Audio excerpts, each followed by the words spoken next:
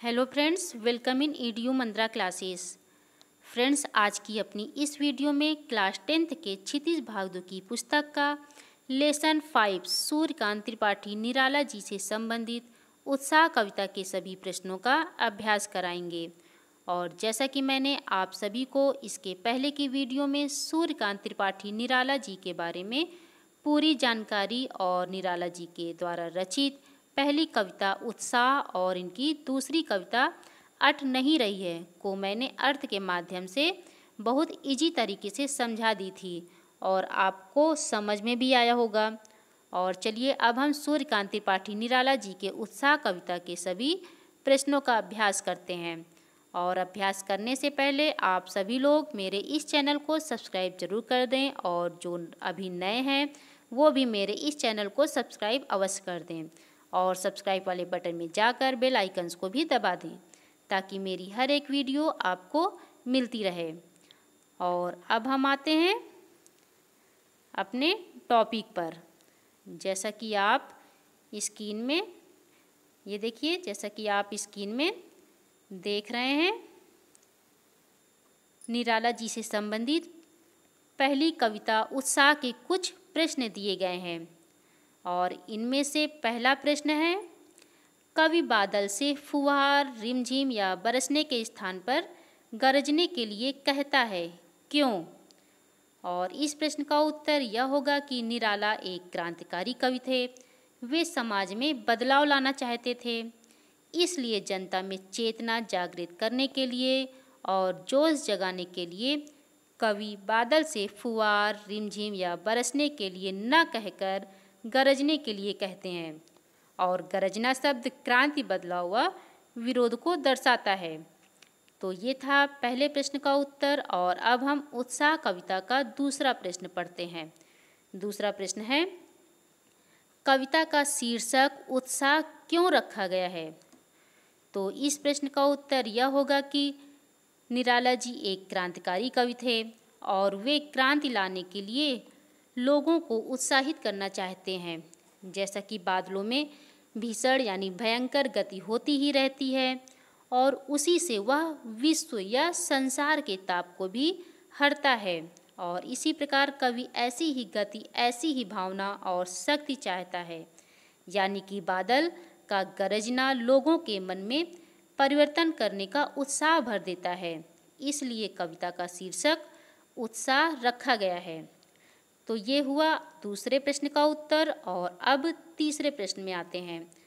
उत्साह कविता का तीसरा प्रश्न है, कविता में बादल किन किन अर्थों की ओर संकेत करता है? तो उत्साह कविता में बादल कई प्रकार की अर्थों की ओर संकेत करता है। जैसे बादल जल बरसाने वाला शक्ति स्वरूप है और बादल पीड़ित प्यासे जन तथा तपती धरती को शीतलता प्रदान करता है। और इसके अतिरिक्त बादल बेचैन और उदास लोगों के मन में उत्साह भर के उसमें परिवर्तन लाने के लिए प्रेरित करता है।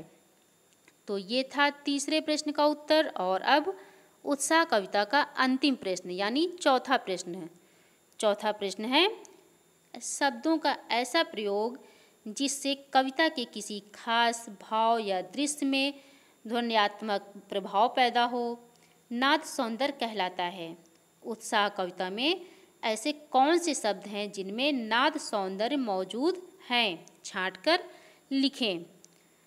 तो इस प्रश्न के उत्तर में देखा जाए तो मैंने अपनी इसके पहले की वीडियो में उत्साह कविता को पढ़ाई थी और उसका अर्थ भी समझाई हूँ। आप चाहे तो मेरी पिछली वीडियो में जाकर देख सकते हैं। तो जैसा कि इस प्रश्न में दिया है कि शब्दों का ऐसा प्रयोग जिससे कविता के किसी खास भाव या दृश्य में ध्वन्यात्मक प्रभाव पैदा हो, नाद सौंदर्य कहलाता है। ये तो थी नाद सौंदर्य की परिभाषा। और आगे दिया है कि उत्साह कविता में ऐसे कौन से शब्द हैं जिनमें नाद सौंदर्य मौजूद हैं। तो आपने उत्साह कविता बादल पढ़ा भी है, उसमें कुछ ऐसी पंक्तियां हैं जिसमें नाद सौंदर्य मौजूद है। तो उसमें जो पंक्ति हैं उसको मैं बता दे रही हूँ आपको कुछ पंक्तियों को। जैसे पहली पंक्ति है, घेर घेर घोर गगन धाराधर हो।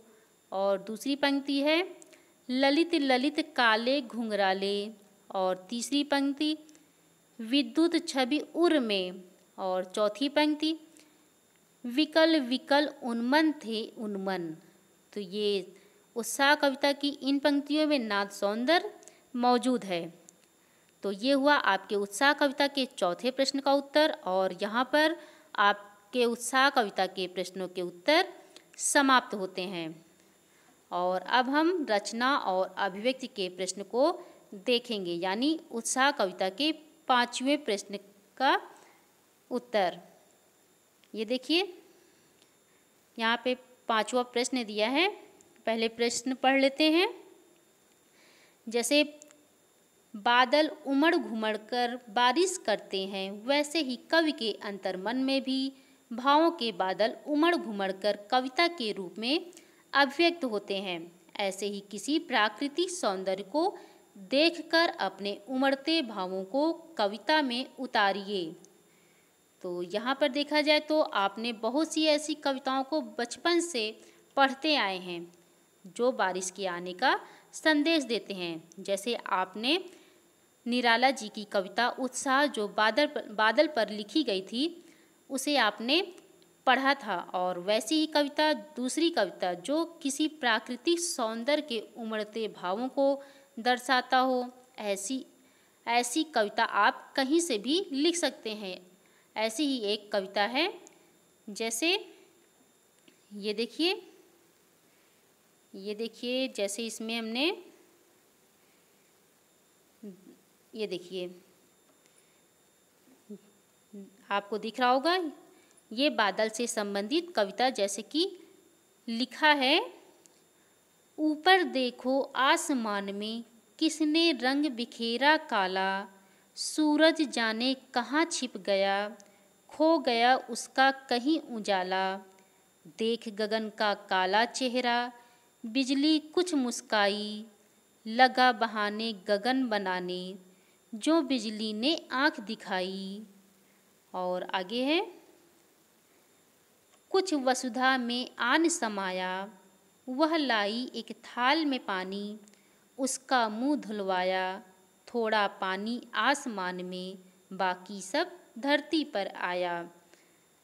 तो ये था रचना और अभिव्यक्ति से संबंधित प्रश्न का उत्तर, जो निराला जी के द्वारा रचित उत्साह कविता के 5वें प्रश्न का उत्तर था। और इसके बाद देखिए दिया है, ये देखिए इसके बाद दिया है, ये आप स्क्रीन में देख रहे हैं, ये उत्साह कविता आपको इसमें क्या प्रश्न के उत्तर हमने आपको बता दिया है। रचना और अभिव्यक्ति के प्रश्न को हमने बता दिया है। और अब है पाठ्येतर सक्रियता। ठीक है, इसके बाद पाठ्येतर सक्रियता में दिया है प्रश्न आपका दिया है इसमें, बादलों पर अनेक कविताएं हैं, कुछ कविताओं का संकलन करें और उनका चित्रांकन भी कीजिए। तो यहाँ पर देखिए दिया है संकलन।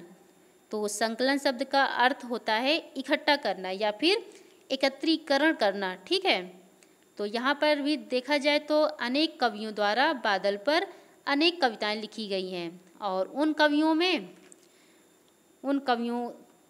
कविताओं में बादलों का क्या महत्व है और वो हमारे लिए किस प्रकार उपयोगी हैं, जिसे हम कुछ कविताओं के माध्यम से पढ़ेंगे। और देखा जाए तो बादलों से बरसना या बादलों से बरसाया गया जल ही वर्षा कहलाता है, जो धरती पर हमारे विभिन्न ज़रूरतों को पूरा करते हैं। जैसे ग्रीष्म ऋतु में जब गर्मी से लोग परेशान हो जाते हैं, उसमें चाहे मनुष्य हों या जीव जंतु हों, तब बादलों द्वारा बरसाई गई शीतल जल की बूंदें ही उन्हें भीषण गर्मी से राहत देती है।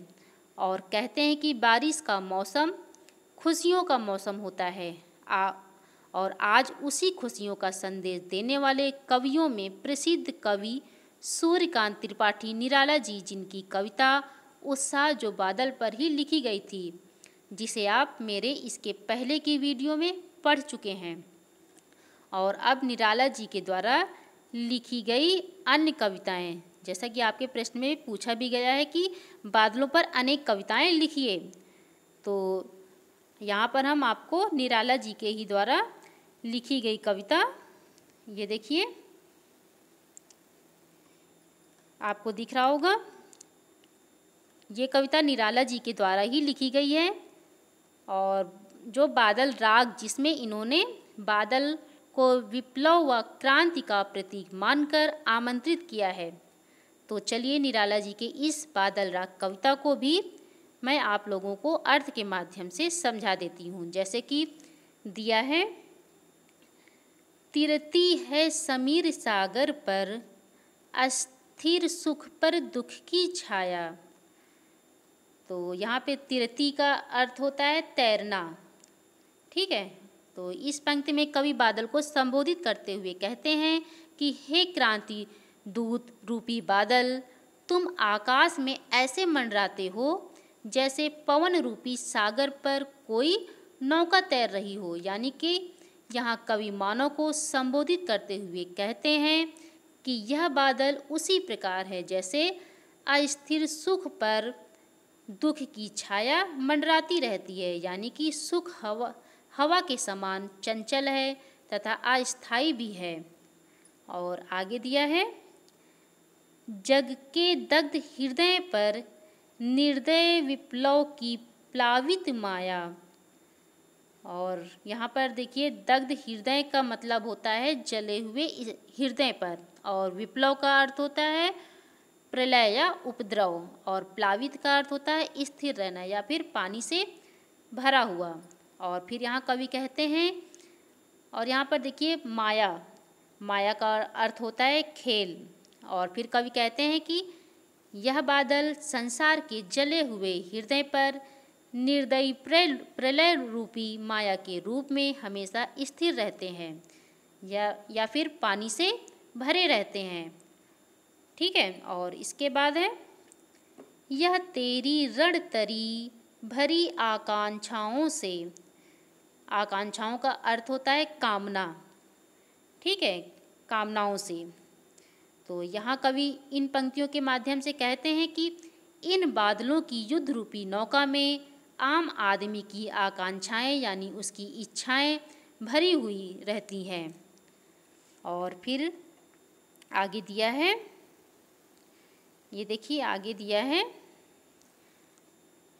धन भेरी गर्जन से सजग सुप्त अंकुर उर्मे पृथ्वी के आशाओं से। यानी कि धन भेरी गर्जन से सजग सुप्त अंकुर उर्मे पृथ्वी के आशाओं से। तो यहाँ पर भी पहले हम इसके अर्थ का मतलब भी जान लेती हूँ। जैसे भेरी का मतलब होता है नगाड़ा, और सजग का मतलब जागरूक, सुप्त का मतलब सोया हुआ, अंकुर का मतलब बीज से निकला नन्हा पौधा, और उर मतलब हृदय। और इन पंक्तियों के माध्यम से कवि कहते हैं कि हे बादल तेरी भारी भरकम गर्जना से धरती के गर्भ में सोए हुए अंकुर भी सजग हो जाते हैं, अर्थात कमजोर व निष्क्रिय व्यक्ति भी संघर्ष के लिए तैयार हो जाता है।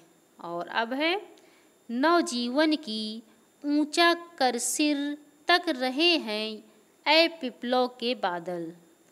और फिर कवि कहते हैं कि हे पिपलों के बादल, ये अंकुर नए जीवन की आशा में अपने सिर उठाकर तुझे ताक रहे हैं, अर्थात शोषितों के मन में भी अपने उद्धार की आशाएं फूट पड़ती हैं। यानी कि बादल के छा जाने पर उन कमज़ोर लोगों के मन में खुशी का ठिकाना नहीं होता है, वो बादल के आ जाने पर खुशी से झूम उठते हैं। तो ये था निराला जी के द्वारा रचित कविता बादल राग। और ऐसी ही एक और कविता जो निराला जी ने बादल राग से ही ली गई है, निराला जी के। तो चलिए उसे भी हम देख लेते हैं। ये देखिए आपको स्क्रीन में निराला जी की दूसरी कविता, ये देखिए, ये भी कविता निराला जी के द्वारा लिखी गई है। जैसा कि दिया है, दिया है इसमें, फिर बार बार गर्जन, वर्षण है मूसलधार, हृदय थाम लेता संसार, सुन सुन घोर वज्र हुंकार। तो इस कविता के माध्यम से कवि कहते हैं कि हे क्रांतिकारी बादल, तुम बार बार गर्जन करते हो तथा मूसलाधार बारिश करते हो। तुम्हारी वज्र के समान भयंकर आवाज़ को सुनकर यह संसार अपना हृदय थाम लेता है, अर्थात भयभीत हो जाता है। और आगे दिया है, असनिपात से सापित उन्नत सतसत वीर, छत विछंतम हतम अचल शरीर। और आगे है, गगन स्पर्शी स्पर्धा धीर।